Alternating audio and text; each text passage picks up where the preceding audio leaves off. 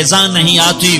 اللہ ظالم کو مہلت ضرور دیتا ہے، لیکن ایک دن ہے جب اللہ جنت کو سجائے گا اور جہنم کو بھڑکائے گا اور ترازو کو لٹکائے گا، پل صراط کو قائم کرے گا اور اپنے عرش کو لائے گا اور خود فرشتوں کو بلائے گا. پھر طارق جمیل کو قبر سے اٹھائے گا، سردار عزیر کو قبر سے اٹھائے گا، زید عمر بکر کو قبر سے اٹھائے گا. پھر مجھ سے سوال کرے گا، میں نے تمہیں دنیا میں عزت دی، مال دیا، بتا آج میرے لیے کیا کر کے لایا ہے؟ بولو آج کیا کر کے لائے ہو؟ یا اللہ کی قیامت سے ٹکر لے جاؤ، یا اللہ کی جہنم کو پانی سے بجھا دو، یا اللہ کی جنت کو آگ لگا دو، یا قبر میں جانے سے انکار کر دو، یا موت سے لڑنے کی طاقت دکھا دو، یا یہ طرز زندگی چھوڑو جس نے ہمیں ہلاک کر دیا، اللہ کے سامنے رسوا کر دیا.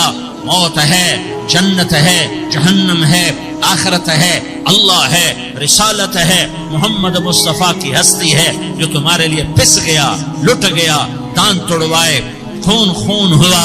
جاؤ چلو میرے ساتھ، میں تمہیں طائف کے پہاڑوں میں لے جاؤں اور میں تمہیں وہاں کھڑ کے سوال کروں. کاش طائف کے پہاڑوں کی زبان ہوتی تو وہ سب سے پہلے تمہیں لان تان کرتا.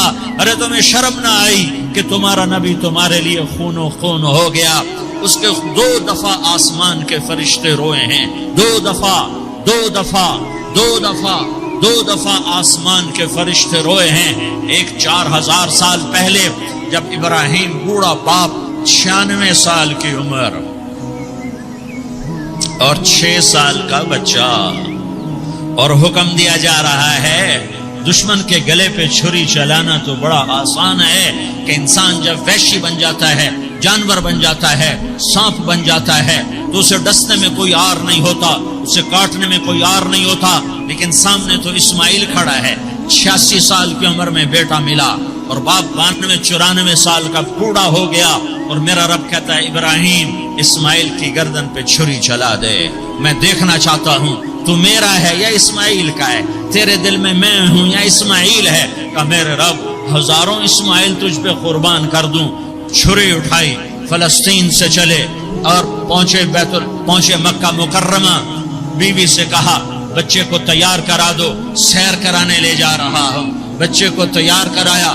آج پہلی دفعہ بچہ باپ کو دیکھ رہا ہے، انگلی پکڑ کے اچھلتا ہوا جا رہا ہے، میرا ابا مجھے سیر کرانے لے جا رہا ہے، یعنی خبر کے چھری کے نیچے سے گزارنے لے جا رہا ہے، پیغام دینے جا رہا ہے کہ اللہ پر ہر شے قربان کرنا سیکھو، اللہ کے لیے ہر جذبہ چھوڑنا سیکھو، ہر شے سے ہٹنا سیکھو. جہاں اللہ ناراض ہے ہٹ جاؤ، ہار نہ پڑے ہار جاؤ، مٹنا پڑے مٹ جاؤ، لٹنا پڑے لٹ جاؤ، دھکے کھانے پڑے کھا لو. کہ دنیا میں سب سے زیادہ دھکے کھانے والا میرا حبیب محمد مصطفیٰ. مجھے کوئی گھر دکھاؤ جہاں غریب نے پیٹ پہ پتھر باندھا ہو، آؤ میں تمہیں دکھاتا ہوں. میرا نبی مسجد نبوی میں بیٹھا ہوا ہے اور ایک صحابی آتا ہے اور آ کر یوں کپڑا اٹھاتا ہے، کہتا یا رسول اللہ ادھر دیکھو، میں نے پیٹ پہ پتھر باندھا ہوا ہے، بھوک کی وجہ سے میں سیدھا نہیں ہو پا رہا. 2 جہان کا سردار، مقام محمود کا مالک، عرش فرش پر جس کے نبوت کے ڈنکے، محمد جس کا نام، احمد جس کا نام، طہ جس کا نام، یاسین جس کا نام، پیٹ سے کپڑا ہٹاتا ہے اور فرماتا ہے دیکھ میرا صحابی، تیرے پیٹ پر 1 پتھر ہے، میرے پیٹ پہ 2 پتھر بندھے ہوئے ہیں، میرے پیٹ پر 2 پتھر بندھے ہوئے ہیں. ہاں ابراہیم نے چھری نکالی، بیٹا تیرے ذبح کرنے کا حکم ہو چکا ہے. بیٹا کہتا ابا جلدی کر، دیر کیوں کرتا ہے؟ ہاں ایسی اولاد بناؤ، ایسے باپ بنو، اللہ کے امر پر یوں قربان ہونا سیکھو. اور اب معصوم بچے کو حیران ہو کر ابراہیم دیکھتا ہے، بیٹا تجھے پتا ہے میں کیا کہہ رہا ہوں؟ کہاں پتا ہے؟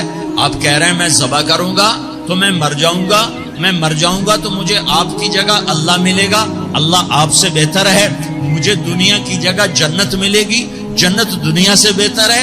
پھر معصوم بچے کو ماں یاد آ جاتی ہے، پھر کہتا ہاں مجھے اپنی ماں کا غم ضرور ہے، اسے بڑا صدمہ ہوگا میرے مرنے کا.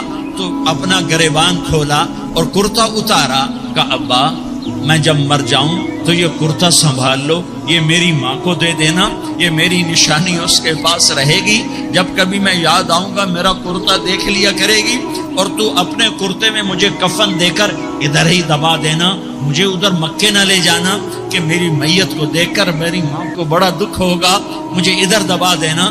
ابا میرے ہاتھ باندھ دے، میرے پاؤں باندھ دے، اور پیغام دے دو کہ اللہ پہ یوں قربان ہوا جاتا ہے۔ تم پیسے پہ لڑے، تم منصب پر لڑے، تم عہدوں پر لڑے، تم ایک دوسرے کے خون کے پیاسے ہوئے، کیا موت مر گئی ہے تمہارے لیے؟ کیا آخرت کو آگ لگ گئی ہے؟ کیا جنت کو آگ لگ گئی ہے؟ کیا جہنم کو بجھا دیا گیا ہے؟ کیا طارق جمیل کے لیے قبر کا ٹکڑا مقرر نہیں ہے؟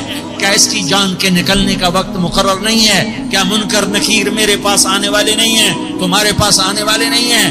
96 سال کا بوڑھا باپ بیٹے کے ہاتھ باندھ رہا ہے کسائی کی طرح، جسے بکرے کے ہاتھ پاؤں باندھتا ہے، پاؤں باندھ رہا ہے۔ پھر بیٹے نے کہا ابا مجھے الٹا لٹانا، سیدھا نہ لٹانا، کہیں تیری نظر پڑے اور تیرا ہاتھ کانپ جائے اور حکم ٹوٹ جائے، مجھے الٹا لٹا دے۔ وَتَلَّهُ لِلْجَبِينِ، الٹا لٹایا اور اپنا گوڈا ان کی کمر پہ رکھا اور ایسے ان کے سر کے بال پکڑ کر یوں سر اٹھایا، چھری کو نیچے سے گزارنے کے لیے، ایک ہاتھ میں سر کے بال، ایک ہاتھ میں چھری، گوڈا اس کی کمر پر، اور یوں آسمان کو دیکھا۔ ہائے ہائے، کائنات ہل گئی، ابراہیم کی نظر آسمانوں پر گئی، کیا فرشتوں میں ہلچل مچ گئی، فرشتوں کو کیا خبر کہ آگے کیا ہونے والا ہے؟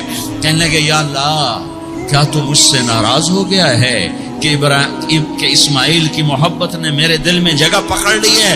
یہ لے تیرے نام پہ قربان کرتا ہوں۔ ناراض نہ ہونا، تجھ پر ہر شے فدا ہے، ہر شے قربان ہے، یہی لا الہ الا اللہ کا مطلب ہے۔ چھری چلائی، جب یہ کہا یا اللہ میں تیرے نام پہ اسماعیل کو قربان کرتا ہوں، 7 آسمان کے فرشتے زارو زار روئے کہ فرشتوں کو نہیں پتا آگے کیا ہونے والا ہے۔